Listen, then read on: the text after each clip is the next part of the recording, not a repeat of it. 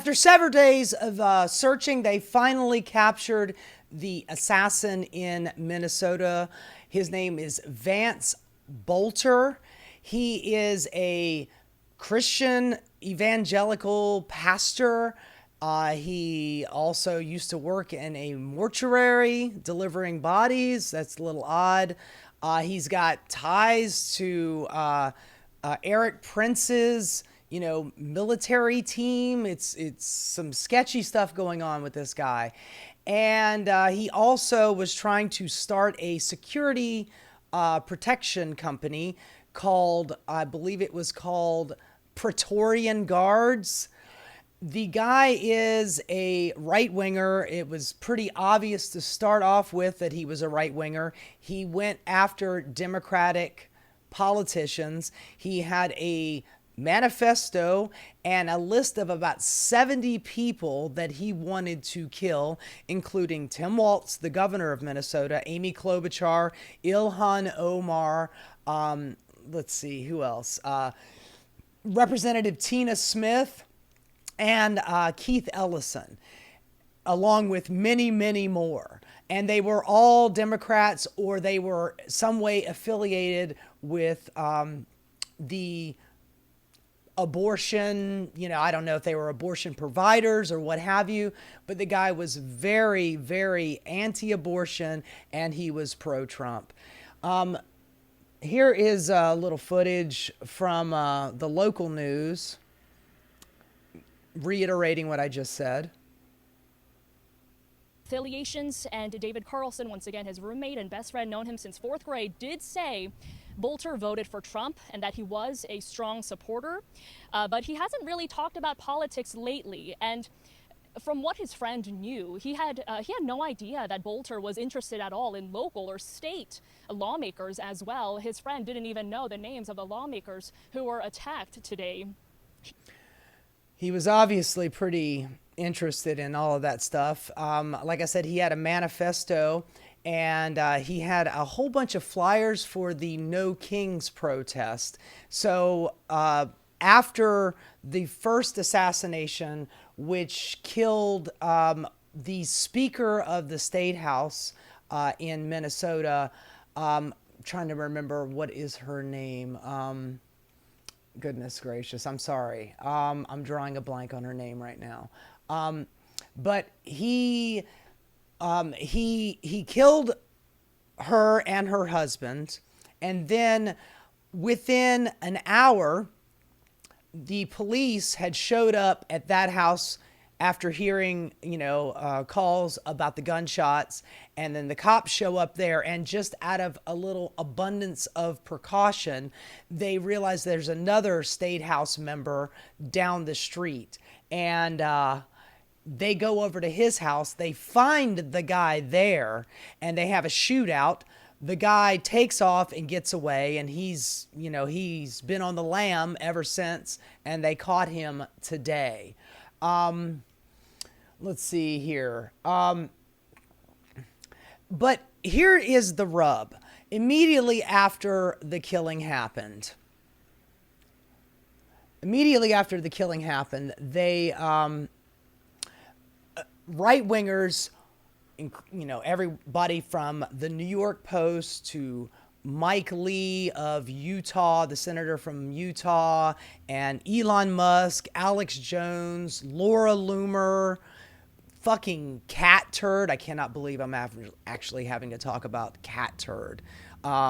They are trying to make this guy out to be a Democrat, and he wasn't. And, their evidence is that Tim Walz hired him for a government job. He appointed him. He never met the guy. He just appointed him. But, somebody like Laura Loomer would put out a tweet saying, well, your friend is the one that killed her, so you hired him to kill her, and this guy named Mike Cernovich, who is just a complete chode. He accused basically the same thing, saying Walz had her killed, but yet he is on the list to be killed next. And like I said before, he had a whole bunch of No Kings flyers. So Mike Walz, the governor, he went out and gave a speech talking about how wonderful the woman that he killed was, and both of the lawmakers, that he knows them very well, and they were really great people. And he said, please, just be cautious, and we should not have the No Kings protest in Minnesota. By the way, they didn't listen. They went and did the protest, and I've got some photos of the protest in Minnesota. They came out en masse. They were not deterred by this act of terrorism, because that's what it was. It's political terrorism. We have a conservative guy going after Democrats. It reminds me of the pipe bomb guy. Remember the pipe bomb guy during Trump's first term? Everybody from Nancy Pelosi all the way on down was on his list. And we are dealing with very serious right-wing extremism, and immediately conservatives get out ahead of it and try desperately to spin it to say that this guy was some kind of left-winger. I remember the guy that attacked Nancy Pelosi, whose husband broke into his house and attacked him. They tried to spin that to say he was some kind of gay lover. Meanwhile, the guy was literally trying to get Nancy Pelosi, tie her up, and beat her with a goddamn hammer. The January 6th rioters had guns all over Washington, D.C. They found pipe bombs outside the Capitol. We are dealing with an armed group of people who are hell-bent on killing Democrats. Let's see what else I got here. This is the guy. This is years ago. By the way, just look at the dude's haircut, man. That's enough right there. That is enough right there to tell you that guy is not a lefty, not even close. But he's got words about the trans folk. He's in Africa speaking to people in the Congo on his evangelical Christian tour that he was doing down there. Let's have a listen to this psychopathy. No sin. Et il n'y a aucun péché That God can't take care que of. Dieu ne peut pas enlever. Nothing. Il n'y a rien. There's people, especially in America, Il y a des gens, particulièrement aux États-Unis, they don't know what sex they are.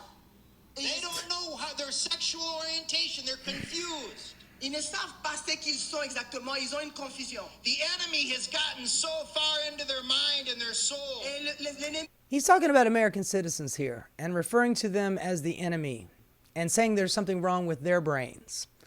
I mean, I know that the Republicans have got this talking point of Trump derangement syndrome. But honestly, folks, these are the people that are fucking deranged. est entré dans le fond de leur pensée et de leur âme. But this word Mais cette parole cuts deeper va aux profondeurs because it's living parce qu'elle est and vivante it's active. et elle est agissante. And God goes down there and pulls that out. Elle peut entrer dans notre cœur et enlever tout ce qui est de mal. And he sets every person free. Et pouvoir nous... You get the point. You get the point. Now, they had a chance to interview his roommate.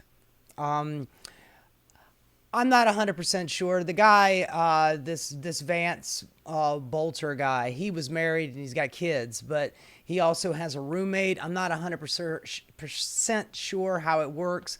I hear somebody said something about, the fact that he, it's got something to do with, the location of his work, and that's why he would room with this guy. But anyway, this guy right here, seems to be pretty taken aback by what has transpired over the last few days.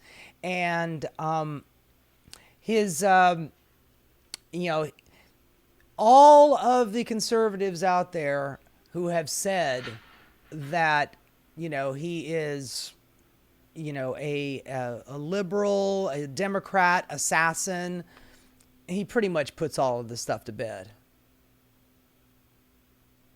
Let me see. Well, everyone's calling him a Democrat. He's not a Democrat. He would be offended if people called him a Democrat. because of this board thing he was on for Governor Walz, it wasn't to serve. He was just serving the community. But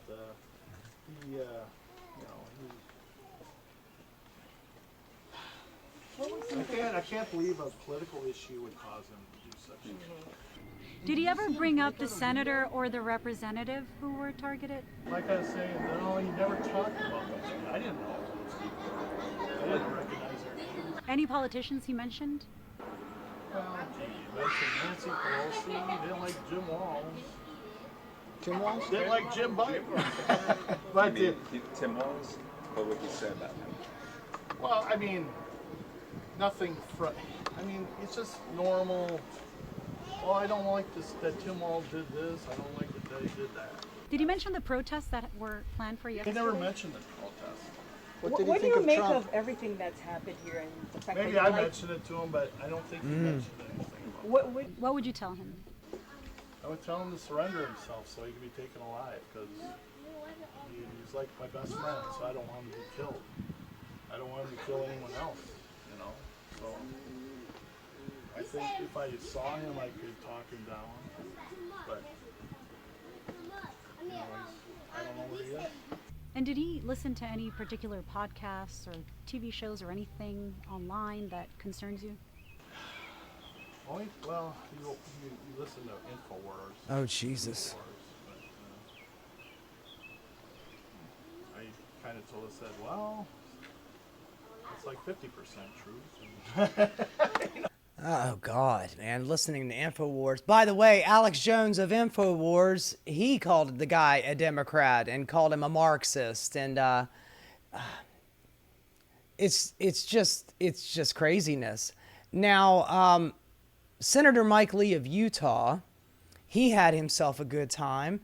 By the way, this right here, the guy, the Boelter guy, he wore a mask, like a scary Halloween mask that made him look bald. He's wearing a cop uniform. He's driving a cop SUV with a light bar on top.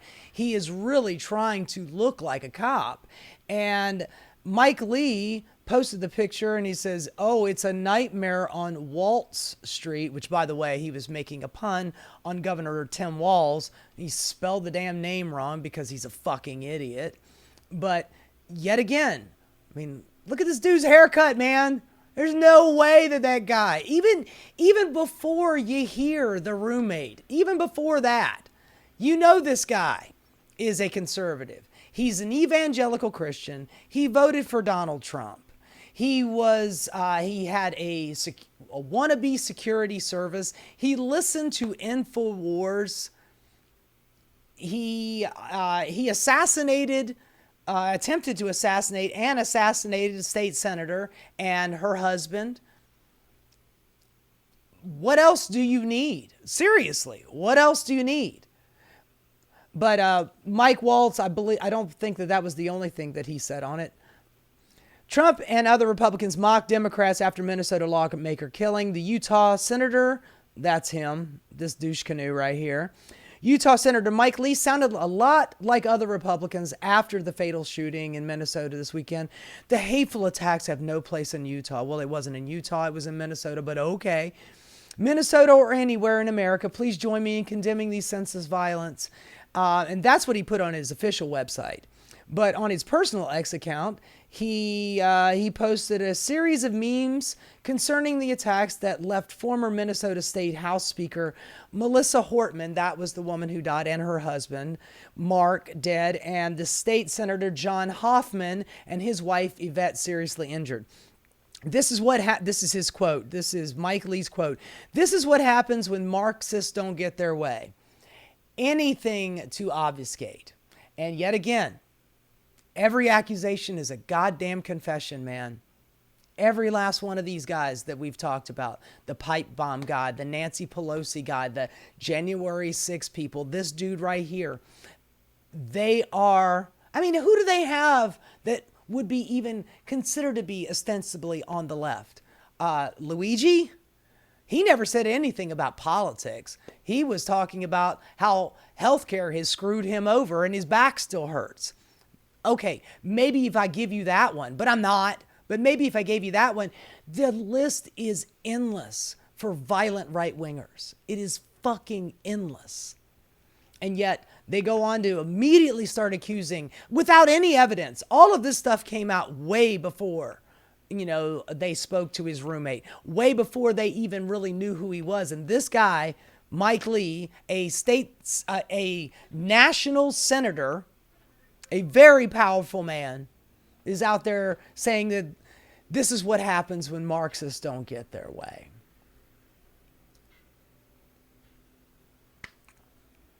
He had Ilhan Omar. He had Tim Walz, who, by the way,